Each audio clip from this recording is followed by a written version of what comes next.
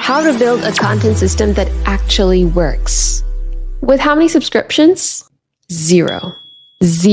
So I've been using this setup for a while now, and it has genuinely changed the way that I create content. Most solo creators are stuck in the cycle of constantly checking what's new, updates, manually researching the internet, Google, Reddit, so many other websites.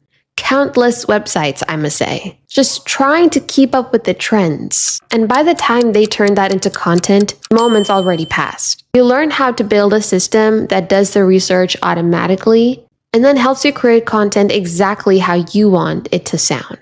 To put it another way, it's two tools working together. As content creators, your voice is your brand. Full stop. People don't subscribe to your content, but they subscribe to you. Do you know what I mean? To how you see the world, how you explain things from your maybe point of view, and how you make them feel. Strip away that authentic voice and you've stripped away your entire identity. No voice, no brand, no connection. Step 1, setting up Perplexity to do the research for you. All right, start by creating an account. It's always just good to have one. Once you're logged in, look for tasks where we'll create a new task. Now, here's what you're going to do. You're going to write a research question that Perplexity will ask for you on repeat. So think of it as a standing question. Let me give you a few questions to help get things started. If you want to create content about AI tools, you could say something like, what are the most important AI tool launches, updates, and trending discussions from the past week? Include any viral post or maybe major news in the AI space, for example. Format your response like this. I've given it a few headers as guidelines. So major updates to list most important launches or updates, any discussions. But if you want to create content about the top trending fitness topics, then you could just format it to be list the 3 biggest fitness trends or discussions and include any new studies or scientific findings. This one's for digital marketing. And at the bottom, you could also just say, summarize the top digital marketing trends and strategies being discussed this week. Now, the key part, you're going to schedule it, right? So look for the scheduling option. You'll see we've got daily or custom. Choose what makes sense for how fast your niche moves. Then choose how you want to receive it. I always go with email because it just shows up in my inbox. Then just click save and done. And just like that, Perplexity is working in the background. Based on the schedule that you set it up, it's going to search the web, pull sources, and send you a clean, structured summary of what's actually happening based on your guidelines. Don't forget that. The next step is to set up Claude and write it in your voice. Let's go to Claude. Look in the sidebar for projects and click New Project. Give it a name, something like content creation, whatever fits.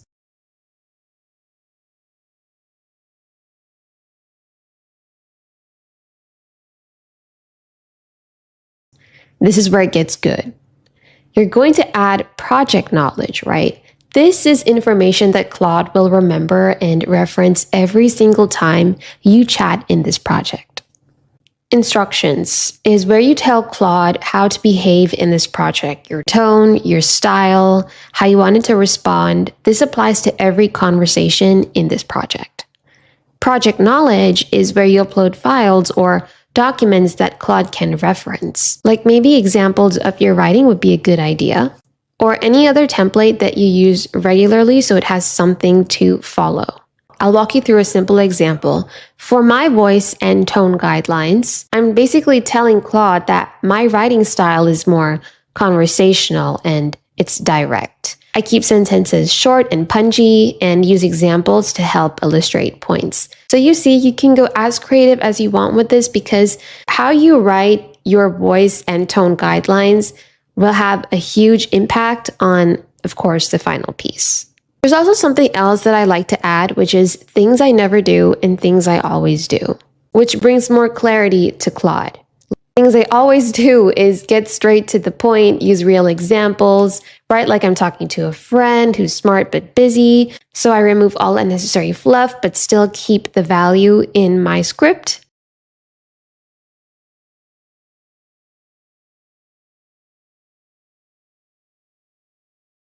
And especially if you're making a skit and you want visual direction and production, which normally comes from directors and producers of movies, you could definitely prompt that in too.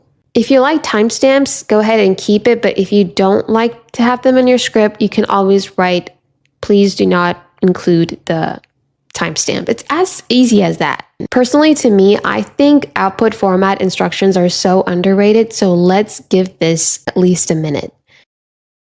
I hope you're trying to get an understanding of how easy it is to just pass your thoughts and your guidelines in simple English for pretty much any AI to be able to understand what it is that you really want. And remember, the best part is you're not explaining this every single time. It's locked in.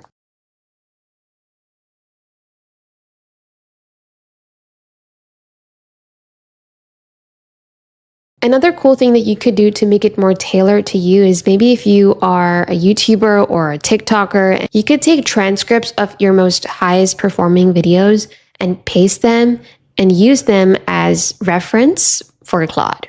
All right, so here's where it comes together. Imagine it's a Monday morning. You get an email from Perplexity because you schedule it on every Mondays. You open it, you skim through, and you sense a new emerging trend in your niche. Copy that research, go into your Claude project, and paste it in the chat. Based on how you wrote the instructions, it might have an understanding of when the research is sent to it. It automatically does the rest of the work for you. Claude reads the research, filters through the voice guidelines, the documents that you have, any templates that you want to sort of reinforce, and it generates the content to sound like you.